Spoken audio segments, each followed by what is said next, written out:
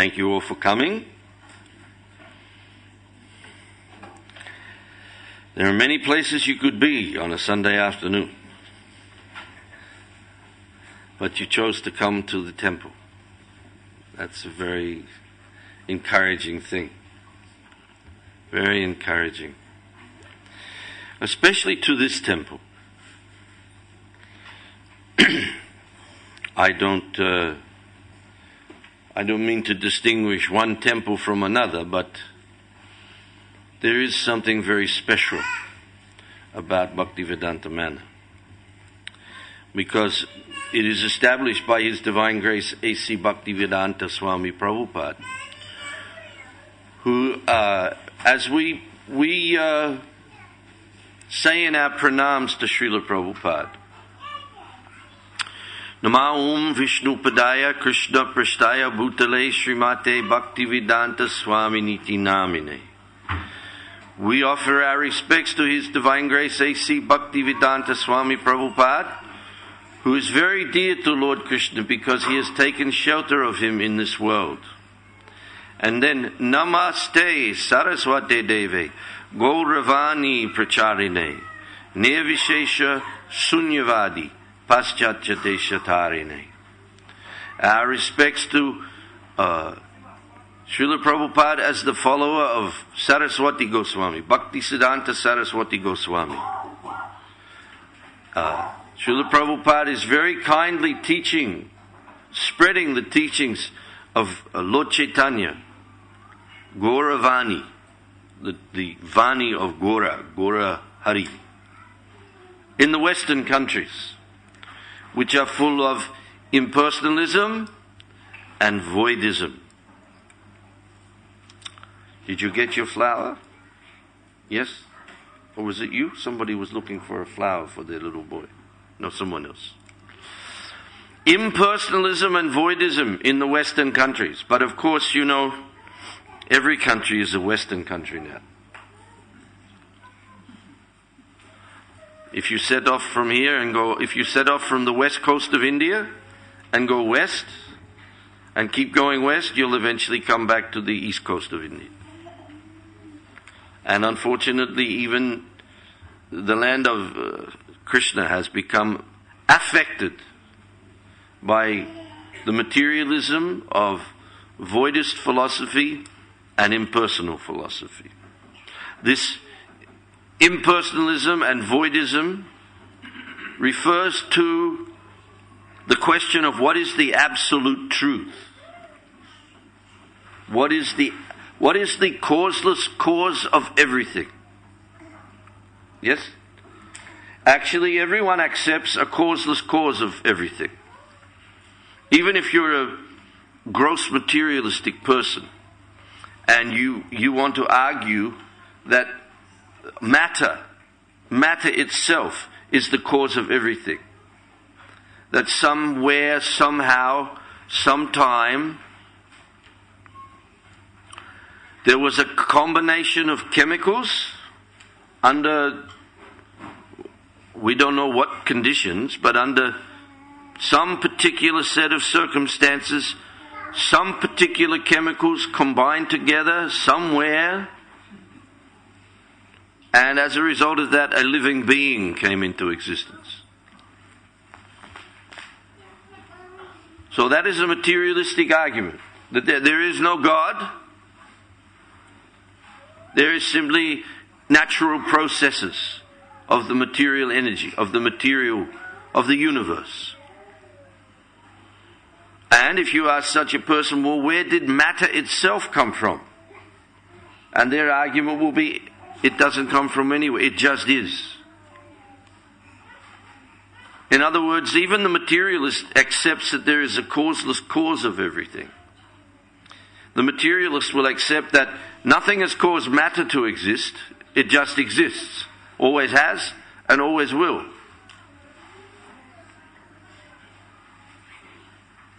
And then there's another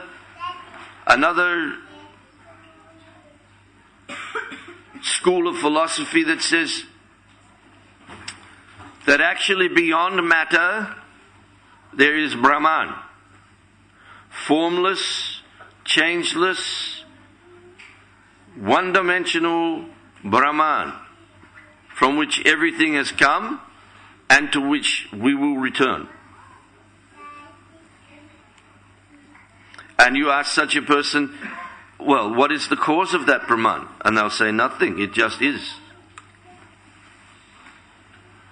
And then we can go further and we find people who accept that there is a supreme person,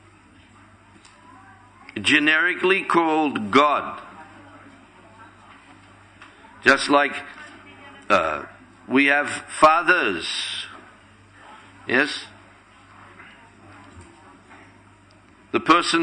A man who has children is called a father. There are so many fathers. Yeah? So that is generic, father. So generic, God. God, and if you use the word God, you'll say, oh yes, we know so many things about God. God is eternal, God is omnipotent, God is omniscient, God is omnipresent, God is all-merciful. So many qualities of God.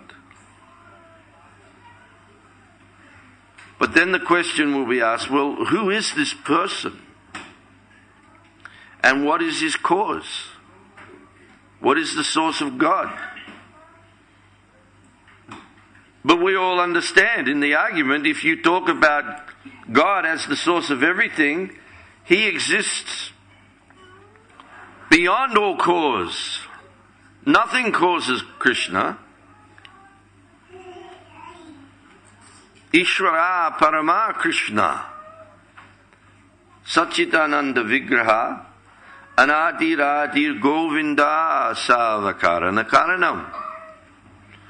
Lord Brahma, in his mature realization, makes this opening statement to his philosophical thesis about the nature of the absolute truth. And he says, Ishvara Parama, the supreme controller, is Krishna. Satchitananda Vigraha, he has an eternal form that is full of knowledge and full of bliss. Anadir Adir, he exists without a cause. Anadi means beginningless. He is an Anadi. There is no time. And actually Krishna makes this statement to Arjuna as his first teaching in the Bhagavad Gita. Natvevaham jatu nasham na tvam neme janitapa na chaiva na bhavishyama savevayamata param. Never was there a time when I did not exist. But then he goes on and he says, never was there a time when you did not exist. Nor all these kings, he says. He establishes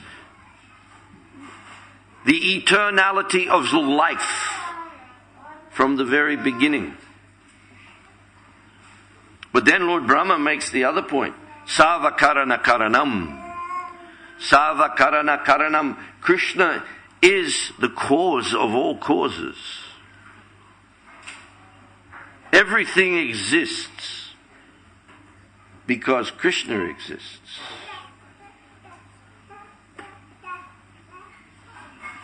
But Krishna is absolute. Absolute means he is separate from everything. Everything that exists depends upon Krishna for its existence, and Krishna does not depend on anything for his existence. This makes him inconceivable to us. Actually, we are inconceivable to ourselves because we are also eternal. Nitya, eternal.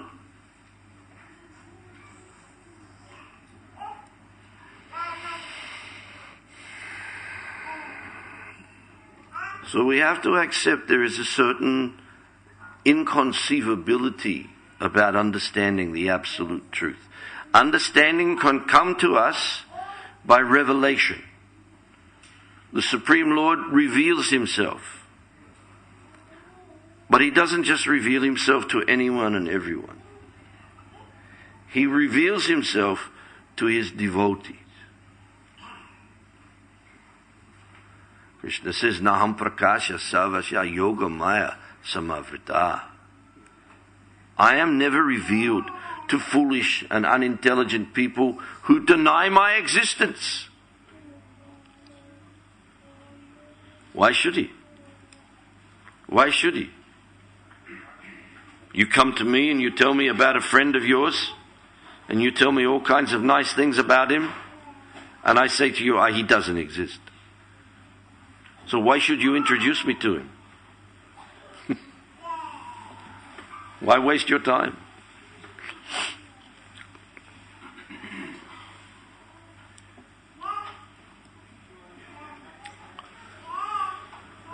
So we all know that Krishna exists. Somebody asked me recently, do you believe that Krishna exists?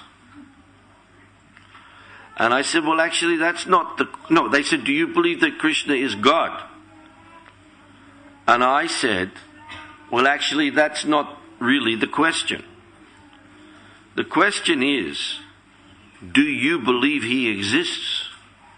Or do you know he exists? Well, if you speak to devotees, there's no question. Yes, Krishna exists. Why is that so? Because we have relationship with Krishna. You're a family? Yes? This is your father? Yes? So how do you know he exists? You have relationship with him. Relationship. We know things exist by the relationship we have with them.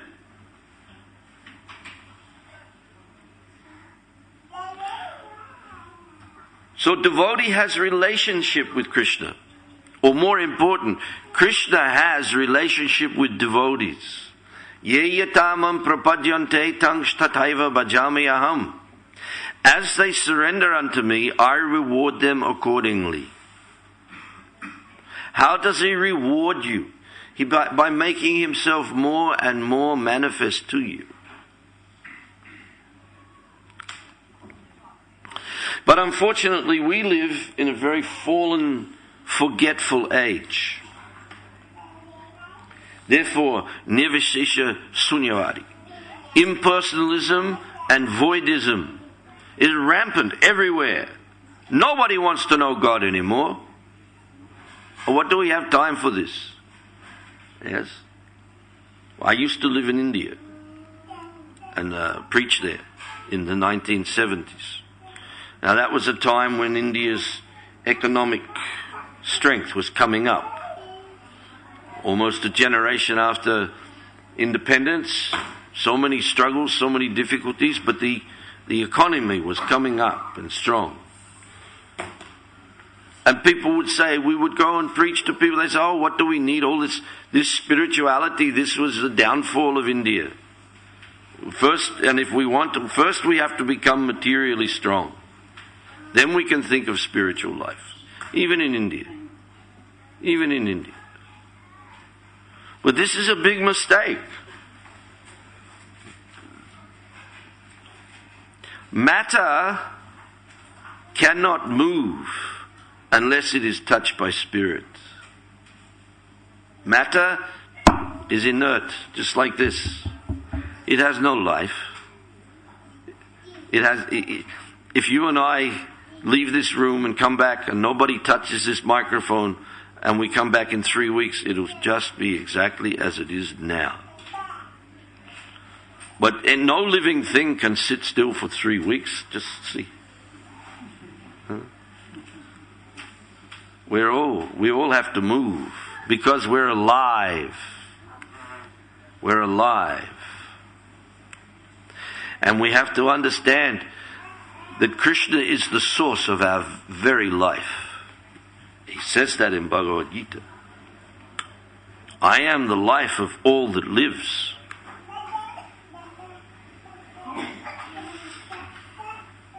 But we live in a dull, materialistic, gross, forgetful age. Now Krishna says himself, Yada yada hidharmasya glani bharati bhavata abhutanam. What is that line? Abhutanam adharmasya. You know more than me. You know. This is good. Whenever and wherever there is a rise of irreligion, I appear. Just to re-establish the principles of religion. And Pritranaya Sarunam. Speak up. You don't know that one. Pritranaya Sarunam. Chaduskritam. Vinashaya chaduskritam. Dhamma samstapanartaya. Sambhavami yuge yuge. Haribo. This is God. And how does he appear? Atma Mayaya. By my will. By my own strength. Krishna can appear, disappear, do whatever he likes. Nothing is beyond Krishna. He can do anything. But he tells us, whenever there is a rise of irreligion, whenever my devotees are threatened by the demons, whenever Adama becomes prominent, when all these things are happening, I appear. So we are in such a time, such an age. And the Lord appeared in this age of Kali as Sri Krishna Chaitanya Mahaprabhu. Now this is something I say, when I said at the beginning, you come to this temple, this is special. This is the special message that you get from the Hare Krishna movement, from the International Society for Krishna Consciousness, which is the latter-day representation of the Brahma Madhva Gaudiya Sampradaya. Gaudiya meaning the Sampradaya of Chaitanya Mahaprabhu. Chaitanya Mahaprabhu is the Lord himself. But he has appeared in a very unusual way. He has appeared as a devotee of himself to teach us how to practice the Yuga Dharma. There is a Dharma for every Yuga. The Dharma by which one can reconnect oneself with Sanatan Dharma. Our Sanatan Dharma is that we are all eternal servants of Krishna. But we've forgotten that. It's not just the Hindus or the people. Actually, there's no generic term Hindu anywhere in the Vedic literature. When the Muslims were invading the subcontinent of India, they referred to the people who lived on the other side of the Indus River, which was the natural boundary between Persia and India at that time. They described the people on the other side of the Indus River as the Indus. And they became known as the Hindus. But actually all of this is Vedic culture. And it is not just the culture of India. India has undergone invasions and what do they call it? Occupations by foreigners for maybe the last 1,000 years. But if you consult the Shastra, the Bhagavatam, the Puranas, you find that actually the kings of India ruled the world for millions of years. Not just a few hundred years. Not just like some trifling little Kali Yuga empire. Roman Empire, British Empire, American Empire. The empire of the kings of Hastinapur was the whole of Bharatvarsha. And they ruled by Dharma. not by simply strength of arms to win land and resources and develop mercantile empires. They ruled by the principles of Dharma for the well-being, for the ultimate well-being of all entities, not just the humans.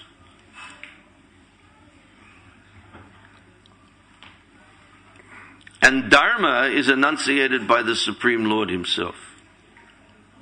And there are different dharmas for different ages, because in the different ages people have different circumstances.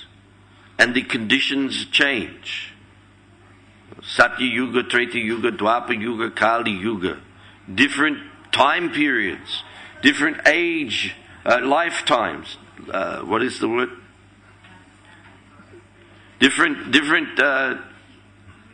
How long? Lifetime. People live longer lives. What is the word? Sorry? Lifetimes. What? Lifespan. Good job my wife's here. Huh? Different lifespans. 100,000 years in the Satya Yuga. 10,000 years in the Treta Yuga. 1,000 years in the Dwapara. Hardly 100 years. Hardly 100 years in the Kali Yuga. Getting shorter all the time. If a man lives to be 80 now, he's a very old man. People are dying in their 60s, 50s, 40s even, 30s. So it is a dull age. What is needed to perform mystic meditation, what is needed to perform great fire sacrifices, what is needed to perform opulent deity worship is not available in this age, and you don't have the time to do it. So Chaitanya Mahaprabhu appeared to teach us a very simple method of yajna, sacrifice, Sankirtan yajna. Avana trisa krishnam sango pangatstrapashadam. Yagya ye sankatiyan prayi yajantihi sumedasai. You know that verse? That's a good verse. That comes from the 11th canto of the Srimad Bhagavatam, in which there is a reference to this incarnation of the Lord. Avana trisa krishnam. He is Krishna, but he is not the color of Krishna. Sri Krishna Chaitanya, Radha Krishna Nahi Anya. There is no difference between Sri Chaitanya Mahaprabhu and Radha and Krishna. Radha and Krishna have combined in one body to appear as Chaitanya Mahaprabhu. Krishna in the mood of his greatest devotee, Srimati Radharani. And his external function as the Yuga avatar to re-establish the principles of religion is to establish the practice of Sankirtan Yagya. Sankirtan Yagya, Samyag Kirtan. Samyak Kirtan. Samyak means complete. The complete process of Kirtan. The Kirtan of the chanting of the holy names of the Lord. It is said that all of the inauspicious things of the Kali Yuga will be destroyed by this chanting. All of the inauspicious things to do with Kali Yuga that have come to affect our consciousness will be destroyed. Simple method. Just come, sit on the floor and chant Hare Krishna. Or sit on the floor in your house with your family or your friends. Clap your hands, chant Hare Krishna. Miraculous things occur in your life. So Chaitanya Mahaprabhu appears, Sango Pangastrapasharam. This is to describe, he doesn't appear like Krishna with his weapons, His astras are his associates. Sri Krishna Chaitanya, Prabhu Nityananda, Sri Advaita Gadadhara, Sri Vasadi, Gaura Bhaktavrinda. And all Lord Chaitanya, Lord Nityananda, Advaita Acharya, Gadadhar Pandit, Srivas, and all of their associates. They appear to propagate Sankirtan Yagya.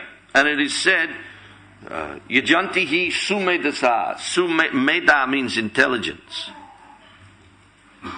You have Meda, Alpa Meda, which means no intelligence, and Sumedasa, very intelligent.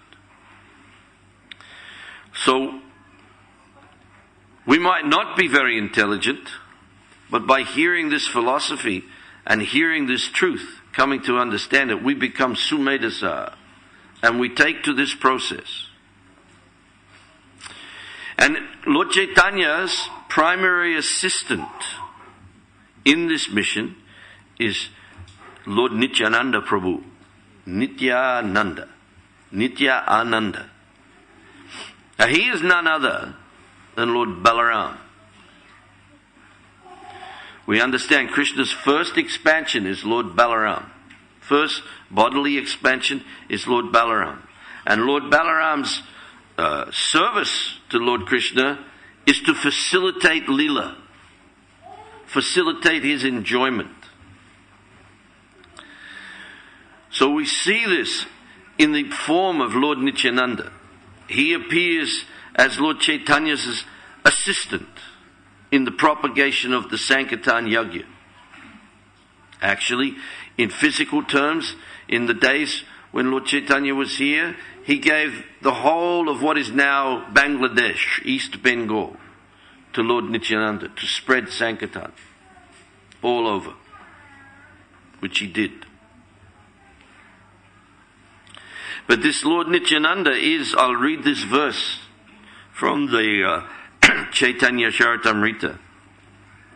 Sankashana karanatoya shai, gabo shai cha payobdi shai, sheshascha yashyangsha kala sanitya nanda kyarama sharanam mamastu. May Shri Nityananda Ram be the object of my constant remembrance.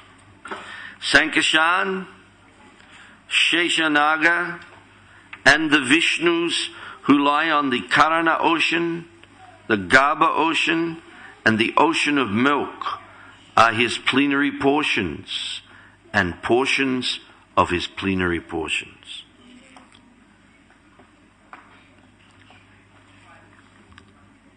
This is Lord Nityananda.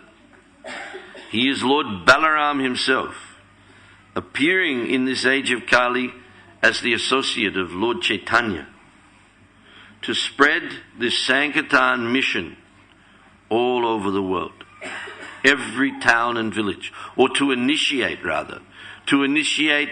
the Sankirtan Yagya, which will spread to every town and village all over this world.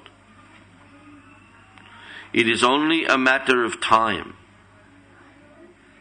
It's happening. The process is happening. And that's why I say this temple is very important. Because of this person, our Srila Prabhupada. Our Srila Prabhupada single-handedly came to spread this mission in the Western world. He started in 1965, 45 years ago. He started penniless and alone at the age of 70. And now as a result of his actions, there are over 500 centers for the propagation of Harinam Sankirtan all over the world. And growing more and more and more.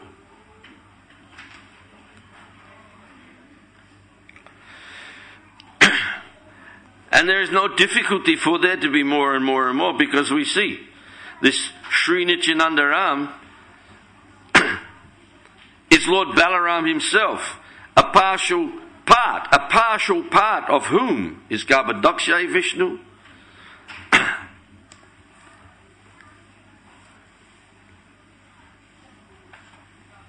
Kiradakshay Vishnu, and Karanadakshay Vishnu. These three Vishnus constitute the support of the entire material creation. So this Sankirtan Yajna, it has the support of Lord Balaram. And it is very, very important that we all understand this, because this is not widely known. This is not widely known. We know about the Das avatars of the Lord. We know about Krishna's incarnation, Krishna's appearance in Vrindavan. These things are known, widely known. But Lord Chaitanya's identity and Lord Nityananda's identity, or the identity of the Panchatattva, is not widely known.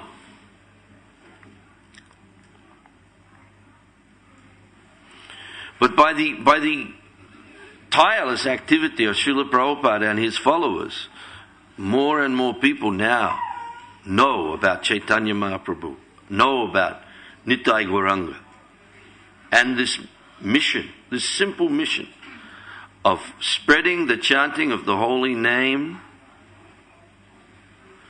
so that our dormant love for Krishna, which is lying within the heart of everybody, will be reawakened